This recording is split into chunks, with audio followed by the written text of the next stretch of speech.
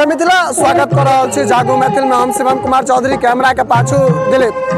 दरअसल छठ के त्यौहार बिहार के जे सबसे लोक महापर्व छै छठ तैयारी चल रहा छै। आइ खरना छी, एक तरफ पबनैतिन सब जे छै से घर पर में खरना के तैयारी कर रहलखिन ये और एक तरफ गांव के जे युवा सब छै छठ के घाट सजावे में लागल छै।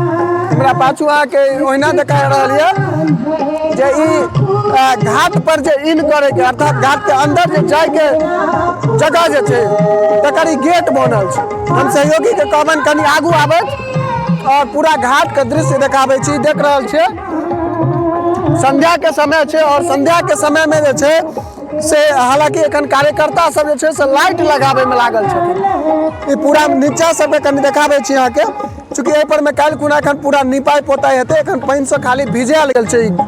ई पोखर के घाट छियै, पाछू पूरा लाइटिंग अहाँ के देखा रहल ये जे कतेक सुंदर जे छै से एहि पर में एखन बहुत काज बाकी छै। एहि पर में जे छै से एखन बहुत रास काज बाकी छै, लेकिन जे त्योहार के उल्लास होइ छै, जे हर्ष होइ छै से सबटा चीज हमरा सबके देखऽ के लेल भेट रहल ये। चूँकि हर घाट के जो स्थिति हम सब आइ के बताबी, आइ खरना छियै और हर एक घाट के जो हम सब बात बताबी तो सहयोगी के कहबन एक बार चारू कात अहाँ के देखा देता जे सब घाट जे छै से लगभग तैयारी भऽ गेल छै।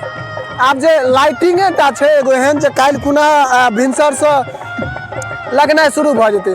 बहुत जगह लाइट देख रहल छै जे पोखर के दुनू पार छठ होइ छै, दुनू काज जे छै से तैयारी लाइट के जे छै से कारबार कनी बाकी छै, बाकी भऽ गेल छै।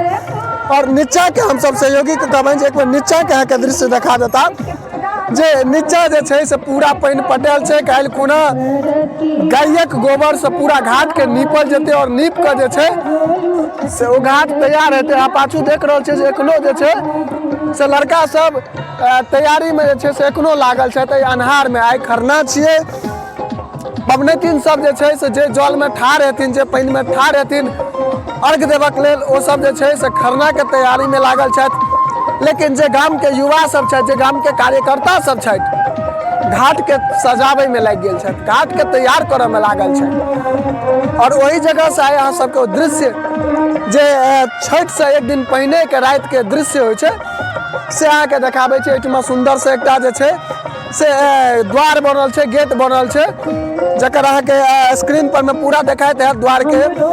जे बता दी जे एही बाटे जे छै से सब गोटा घाट पर में प्रवेश करथिन। एकरा एखन बहुत कारबार सब जे छै से काल्हि भिनसर में हेतै। तै के लेल जँ छठ के हम सब बात करी तो बिहार से छठ के शुरुआत भेल छै और बिहार कोकिला पद्म भूषण पद्मश्री से सम्मानित शारदा सिन्हा जे आब हमरा अहाँ के बीच नहीं रहली, बहुत दुखद समाचार अछि छठ में। मुदा अहाँ सब गोटा के बता दी जे छठ सनक महापर्व बिना शारदा सिन्हा के गीतक अधूरा लगै छै। पुरनका लोक सब कहै छलखिन या जे बरद घर मुआ होइ छै, लेकिन हम बुझै छियै जे बिहारी जे छै से सही में घर मुहा होइ छै। बरद बड़ा कहानी के हम सब सच नहीं माने छियै, लेकिन बिहारी के जरूर हम सब एहि चीज के माने छियै जे बिहारी घर मुहा होइ छै। यदि छठ के धुन अगर सुना दियो अहाँ बिहारी के, तो चाहे दिल्ली हो कि मुंबई हो कि सात समुंदर पार कियाक नहीं हो, वो गाम आवे के लेल जे छै से तरस जाय छथिन।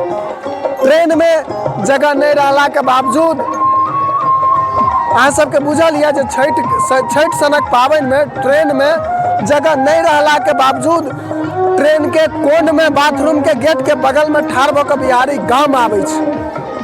किया तो छठ में जे पबनैतिन हुनकर माँ जे जल में ठाढ़ होइ छथिन तो हुनका मोन में एकटा आस रहै छै, आँखि में एकटा विश्वास रहै छै जे हमर बेटा आयत, हमरा हाथ से ई जे डाला छै, ई जे दौड़ा छै, ई नारियल जे छै, ई ठेकुआ भुसवा से ई सजल जे ई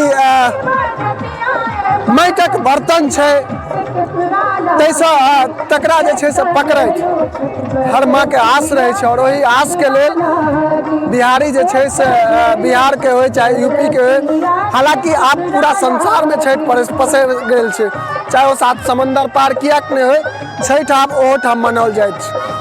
तो आई अहाँ सबके छठि घाट के पूरा तैयारी एक बेर हम सहयोगी के कहबनि, दिलीप के कहबनि जे कैमरा के चारू कात अहाँके घुमा के देखा देता जे ई पोखरि एकटा ओ पोखरि छै जे पोखरि पर में पूरा गाँव के छठि होइ छै। दुनू पार देख रहल छी, ओहो पार अहाँके देखायत पूरा लाइट लागल।